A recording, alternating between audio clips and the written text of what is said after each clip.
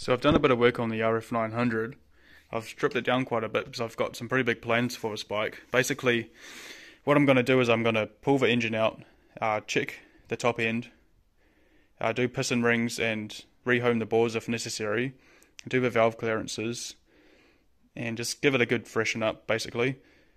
And then I'm going to repaint the frame and polish the swing arm, polish the fork lowers, basically pull everything apart and get it back to better than factory is the simple way of saying it.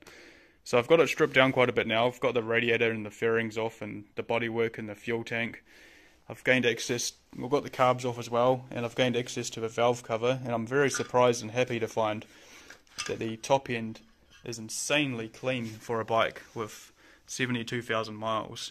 So that's like about 110,000 Ks or something like that. I'm not sure, but it's quite a few Ks, and the top end of this bike is completely spotless, and the cam chain is in really good condition. I've had a little look down at the cam chain followers, and they seem to be in good condition as well. The cams itself don't seem to have much wear, pretty minimal. There's a little bit of wear, you can see a bit of polishing, but nothing out of the ordinary and nothing of any concern. And one just little thing I noticed when I pulled this off is it's very light. And for some reason Suzuki, on a somewhat of a budget bike, decided to go with a full magnesium valve cover, which is kind of cool.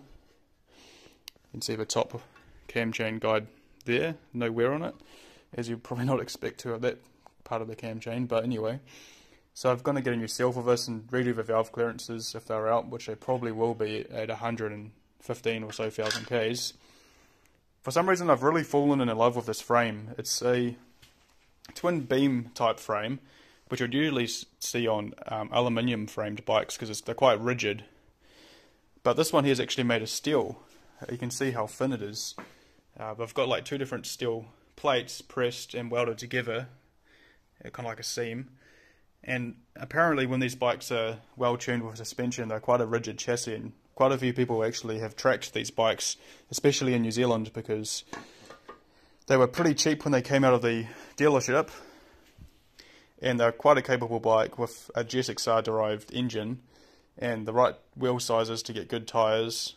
And so yeah, basically it was an easy track bike to get going with, and they imagined the depreciation after they sold them 2 years on from brand new. They would have been quite a cheap bike to get a hold of and do some track days. And they're full fairing, of course, so you can hide behind it. So yeah, nice short wheelbase for a sport bike, so good brakes, so you can't really go wrong. But yeah, one thing I like about this bike is the ease of working on it. It's just laid out very simply, and I've had no real hiccups so far when I've been pulling it apart. The carbs came out easy, the downdraft carbs, and everything was easy to rip off. And the engine's going to be easy to pull out too, because on a lot of bikes, the engine is actually retained by the swing arm pivot, which is this bolt here, which goes through the frame and through the swing arm. The swing arm pivots on it, and the engine is also retained by that bolt. As an example, there's actually no bikes in here which have that, apart from the VTR, maybe. But I've mostly got old school bikes, so I can't really show it. I think even on the SV, yeah, the SV is not, the engine's not retained by the bolt either, so. But yeah, the engine's going to be easy to drop out, and with the headers off it, there's a lot of room to put a jack under it and lower it down. There's only bolts at the top here, and then there's a bolt at the back. And all the electrical stuff and fueling stuff is all unplugged and ready to be pulled off, so I'm ready for the engine to drop out.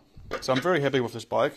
I'm just going to give it a full groom and detail while I've had it torn apart. For example,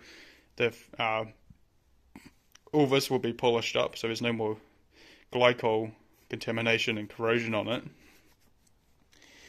The frame's going to be repainted, so it's not going to have any chafing on it anywhere, or any paint chipping around there. See that?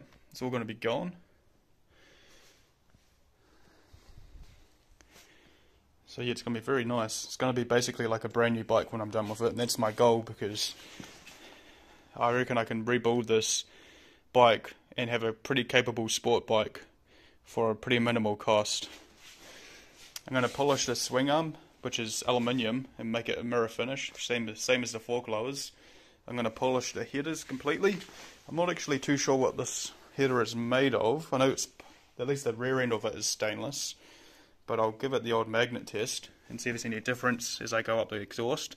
So that is quite obviously stainless just from the visual appearance, and the magnet doesn't stick at all. Compare it to the fuel tank, for example, where it sticks on. So yeah, that's a good quality stainless. That part there, it's stainless. I mean, it would make sense that it's all stainless, but as you see, this part of the pipe here is actually more of a steel as the magnet is sticking to it, and then this part up here is stainless. So I think the best idea for this is to have the headers, I'll polish them back and then get them painted black in the high temp paint, so when there's no rust it's going to begin, and then have from here onwards I'm just going to leave it polished stainless until the tailpipe, because I like the look of polished stainless exhausts, but you can't get that finish if it's made of steel as it is in this section. So yeah, very interesting, and that's probably just a bit of cost cutting from Suzuki to make this portion of the exhaust out of steel and save a bit of money, perhaps. I don't know, maybe there's a better reason for that. You could probably let me know if you know. A quick walk around of the bike as it sits, so you can get an idea of its condition. It's not actually in very bad condition. It's just had a few low sides. The fairings have been busted up, so I'm going to have to get a plastic welder and get them. I'm going to weld up. I'm going to try to do it all myself, and so then I can be proud of it as it's my work and learn some stuff. So I'm going to get plastic weld all this stuff up. I'm going to have to purchase a plastic welder, which is no big deal. And yeah, so it's not in terrible condition.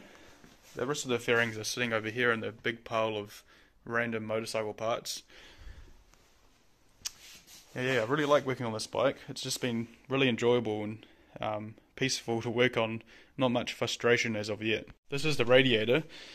As you can see, it's seen a lot of stones hitting it and bending the cooling fins, so I'm going to have to straighten all this out the best I can by hand. It's going to be quite a tedious task, but I am willing to do that to restore this radiator to its former glory, as for one thing you can't get them anymore, and for I guess another thing, there's nothing like putting an old part and making it nice and fresh again. So these are the carburetors, which have quite a common problem with high mileage. The needles, quite common on any carb by the way, but the needles and the emulsion tube, which is in here, they wear with each other, and then it can't meter the fuel properly. So the hole inside this emulsion tube is actually ovalized from the wear where it sits on the needle, and it's running too rich at pretty much any RPM and any throttle setting, because just too much fuel is getting passed and it can't meter it properly. Needles are very high tolerance items, obviously, because otherwise it just become too rich or too lean.